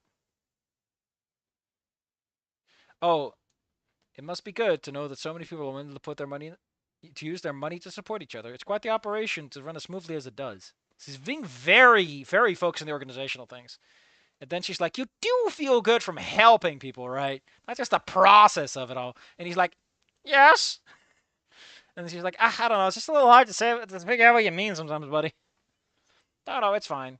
Claudia put a hand on my shoulder, gave it a reassuring pat. I just wanted to make sure that you knew all the work was being appreciated. I really appreciate it. Back to work for me. Man, he got caught the fuck out. Wynn, are you okay? You've been spacing out for 15 minutes. Are you okay? You seem pretty lost in thought there. Just considering the question, and, What? No.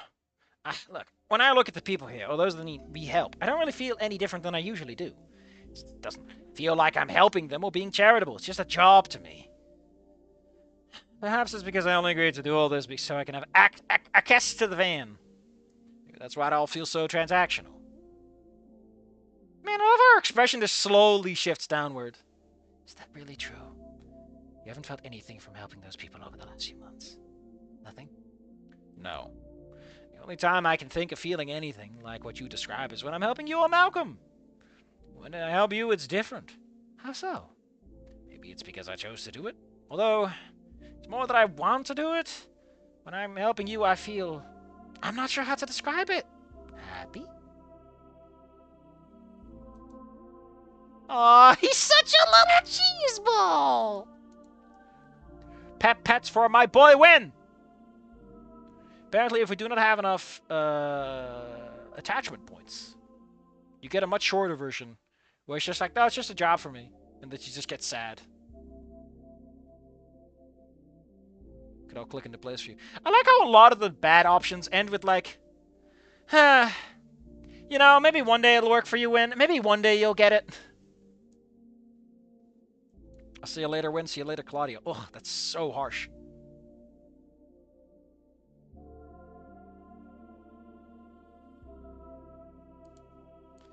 Yeah. Helping you two makes me happy. I think so, anyway. I don't really understand it all myself. I'm so used to being a little loner. I can't remember feeling this way, but it's a good feeling. Claudia absorbs my words and takes a pensive look as I just stand there waiting to respond. Eventually, a smile spreads across the snow and looks out at me. Ah! Why is everyone hugging me? We did it, guys. We hugged the gator. Oh, wait, wrong game. Wrong fucking game.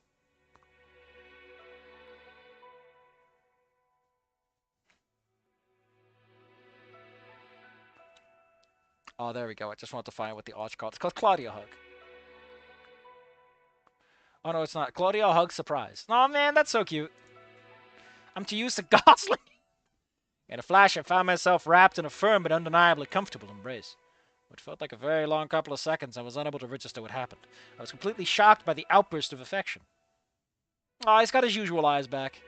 This is not a flattering look for you, buddy. After a moment, I realized what was happening. I could feel my heart skip a few beats as I looked down at her. No! Slowly, awkwardly.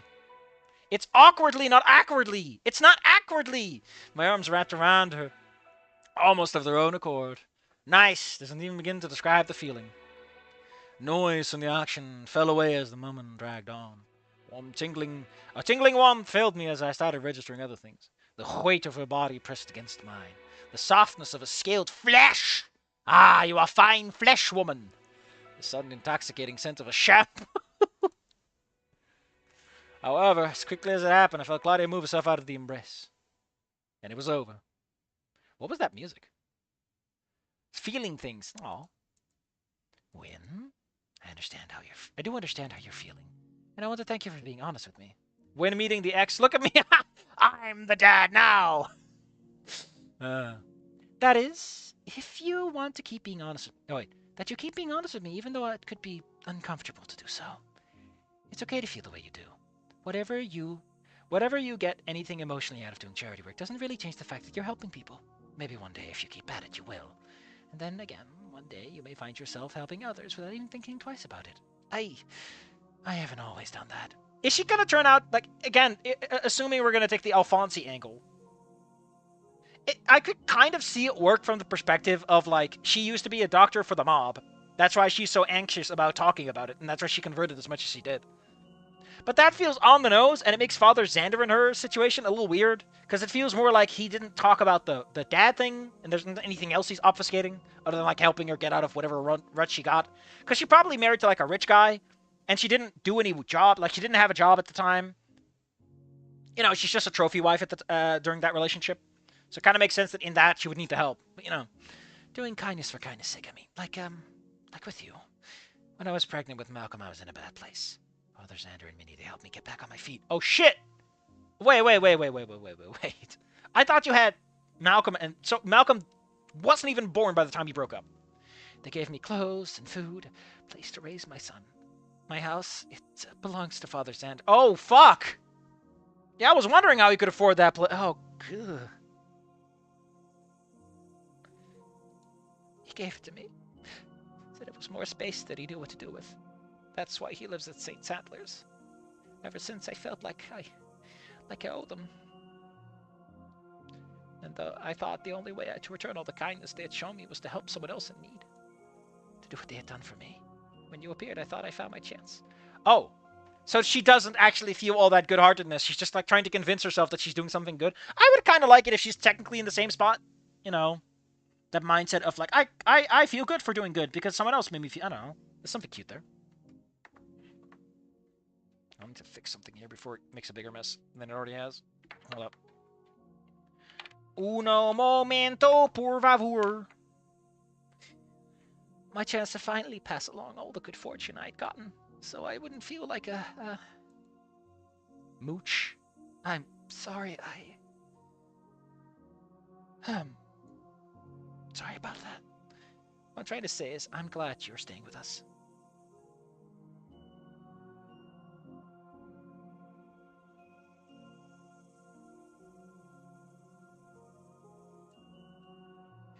To be fair, when Wynn was a burrito, Xander just sat in a folding chair and just fell asleep immediately. Yeah, that could be because he doesn't sleep as well there, huh? Which is a little weird in context. What I'm trying to say is, I'm glad you've been staying with us. And if you want to stay, you don't have to worry about finding a deadline to move out or something. Both Malcolm and I love having you. And I have to admit, it's been good to have a man around the house to help out. Really good. I mean, it's good for Malcolm to have a good father figure in his life. Wait, it's not that either. You're like a positive male role model. No one's ever called me that before. Male? No, model. I can't believe I'm a PMM. A post-menstrual makedown. You mean Mania? Yes, that one. Man, he's so... he looks so cute with a little blush. She's blushing too, but with him it's so fucking obvious. Like, just skin tone. It's... Oh gosh, look at us chatting. When there's work to be done, huh? Oh, we get a bit back to it, shouldn't we? Oh, yeah, well. He's got the little squishy eyes. Oh, this fucking game. Yeah, let's, yeah, right, see you later. I watched the now flustered Parasar woman depart, and reveled in the lingering sensation of Claudia's hug. Wow! So that's what it's like to really hug someone. I'm feeling kinda really good right now. That's when I noticed that Claudia seemed to have forgotten her sweatshirt on the ground. Oh, you must have dropped this when she hugged me. I should probably get it back to her. And again, I may want to hold on to it until I see her again. It's kind of warm out, so it'll be best to wait a bit for things to, cool down. Don't be like that, you burrito. And it'd probably be for the best. After the talk with Claudia, we both returned to our assigned tasks.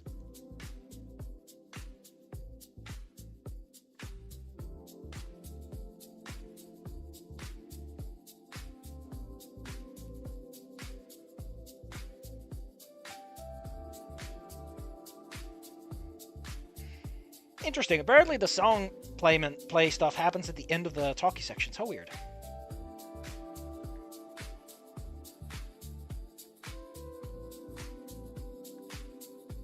We're almost at chapter 4. We meet briefly a couple of times for the remainder of the auction. We don't have a lot of time to talk again. After a few more hours of lifting boxes or carrying large potted plants, the event finally came to a close, and then came the cleanup. The breaking down of the tables. Oh god, that is fucking Rose on the background, and Nasa too. Breaking down a table, packing away a box, and the collection of trash all seemed to drag on. It's just about late afternoon by the end of the whole affair, and I was feeling spent. You ready to go, Wynn? There's nothing else to do. Oh, there's nothing left for us to worry about. How'd it go? Every last flower got sold. It's an absolutely smashing success. Well, that's good. I'll go get the van. Everyone, I would like to thank you for all your help today. And all for the cleanup too. I hope you will come again next month for the Children's Hospital Fundraiser Festival. It is the biggest event of the season, so if you can find some volunteers, they will be more than welcome. They can always use my help. But for today, we are all done. So drive home, and again, thank you all. Vaya con Dios! After a final farewell, the rest of the day flowed quickly. I barely registered to drive back to St. Sadler's. Before I even knew it, Claudia and I were in her car, picking up Malcolm from Tiffany's place.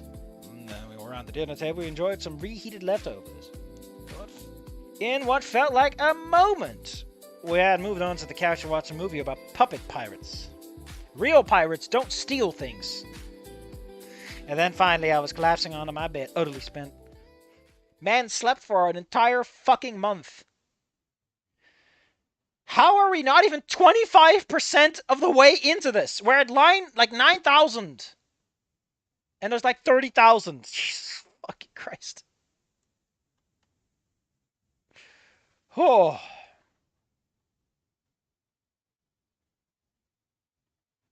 Jesus. Vin goes into his cryostasis chamber. We've been at this for 2 hours. And my voice is starting to get a bit bleh. I want to enjoy the rest of my day too. But I think this is great. What? Jesus Christ, man, this is so good.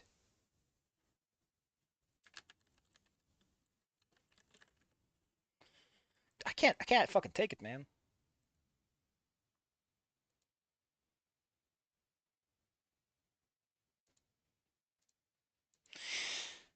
Oh.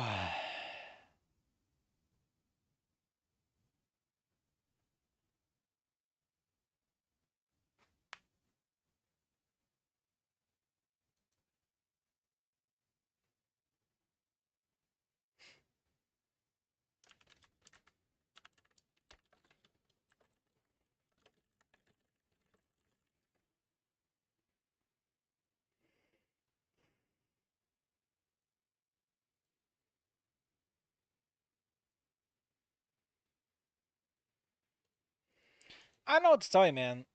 Um, I don't know what to tell you about this game so far.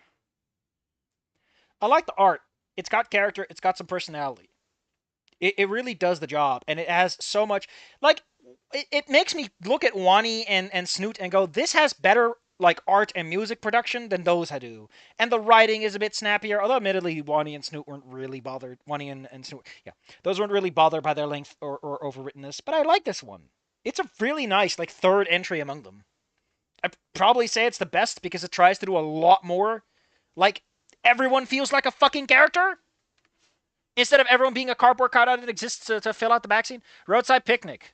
Listen, I read at my own tempo, which is really sluggish. Okay? I read like a couple of pages when I'm on the toilet, as it were. So I don't read all that much. I'm like a couple of pages in, and my God, in like 20 pages, it like several days pass. I already like Red. I like Red. What a guy. We get to meet the Hog, and you already get like a strong impression. Like, I don't know what the fuck's going on there, but you get enough of an impression. It's like, oh man, there's it comes out of the gate swinging, and I know whatever or not I'm gonna like it, and I like it. I didn't expect it was gonna take place in a more American place. I don't know. I saw too much of the Stalker game where it's like all in Chernobyl, and here I'm like, huh. So it's somewhere else. Also, I like the little interview with the guy going like, I didn't discover shit. Some fucking punk teen did it. It's great. I don't know, man. I just don't know. Ba, ba, ba, ba, ba.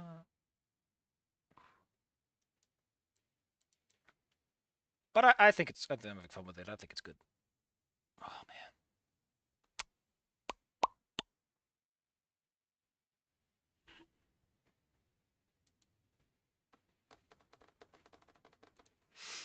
I might do another stream in the weekend. But for now, just assume that I'm trying to rest and recover as much as possible. And get a load off first. Otherwise... I'll let you know. But what a great mod, man. I'm baffled that this is free. Like, I imagine that most people would look at the art and go, this isn't art you buy for free, but the writing is... actually, the writing needs a lot of polish. It needs a lot of polish. I don't know if it's a good idea to not include punctuation marks all over the place. It's a little rough. It comes across very rough. And there's a lot of spelling mistakes. I don't know if you could convince someone to pay for this. Like, it's good, and I'm having fun with it, but, like, the production values are such that, like, anyone who looks at this goes, this isn't worth 20 bucks. Because, unfortunately, people will judge books by their covers. But, hey. Otherwise, I'll see you all sometime before next week. I don't know. Who knows? We'll enjoy some more of good old Wynn. We're 4 chapters in. How many chapters are there? What's the last chapter marker? I like how they put quite a bit of work into the chapter headers, which are all like Roman numerals and stuff. We got chapter 7. There are, I guess, about 8 chapters. Fuck.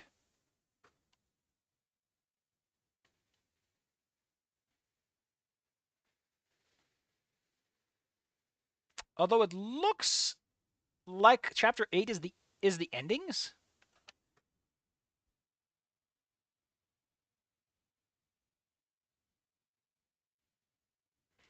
Because chapter 8 starts, and it starts with endings, and before there seems to be some ending calculation stuff.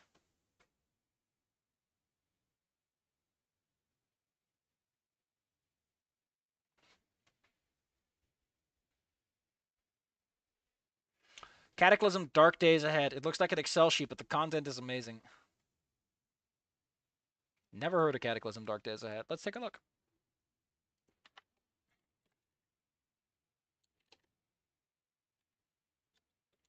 There it is. I was about to say, man, you're just afraid of ASCII art, but no, that does look like a lot of reading. That is a big fucking sidebar full of text.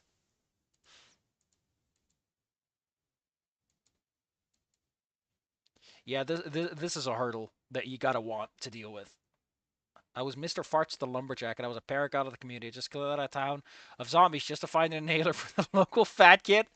I ripped the Quran from cold undead hands so that the terrified Middle Eastern tourists could find peace in the apocalypse. I burned down the house filled with dogs. But one day, a man I'd never seen before needed the job done. A local group of bandits, 2 bandits, was terrorizing the community, and they needed Mr. Fart's specific brand of vigilante justice. They lived in a secluded woodland cabin, perfect place for villainy. All doors were locked off tight, so I couldn't risk using my trusty axe. The poor girl needed repairs. Luckily, the bandits just so happened to have a Mad Max truck in their parking lot. I drove the truck as I tore through their cabin walls. Nothing. Had they been run over? Perhaps they ran away in fear. I peeked my head around the smoking hole the truck had made. I'll kill you, son bitch. An elderly couple, both wielding shotguns, proceeded to blow my legs out before mercy killing me. Such was the story of Mr. Fart's Lumberjack. Yeah, a shotgun will do you in if you're careless.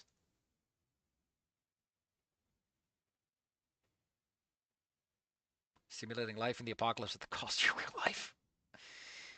Those are some great ways to describe stuff.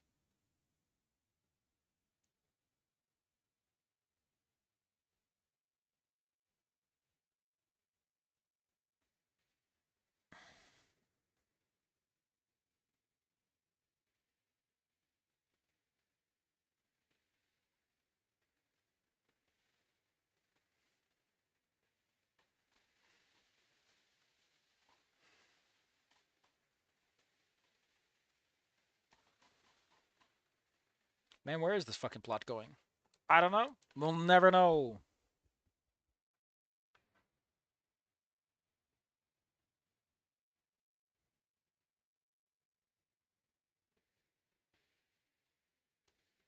Huh.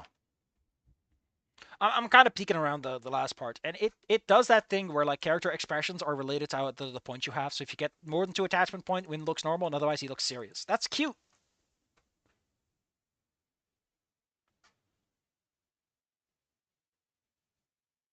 And then of course I immediately see a typo. Papier. All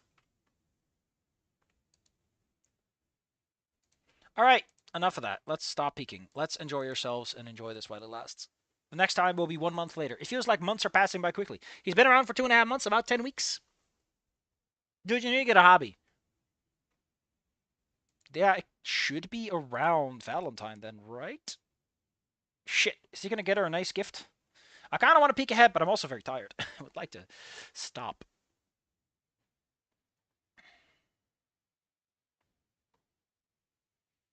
Also, because of how this is put together, I feel like we're going to get really close to the ending and then it stops. And I'm going to be sad about that. Damn. Anyway, see you guys some other time next week. Try not to blow your nuts off. And remember to read some good books. And remind yourself that fanfics are so stupidly overwritten. It's disgusting.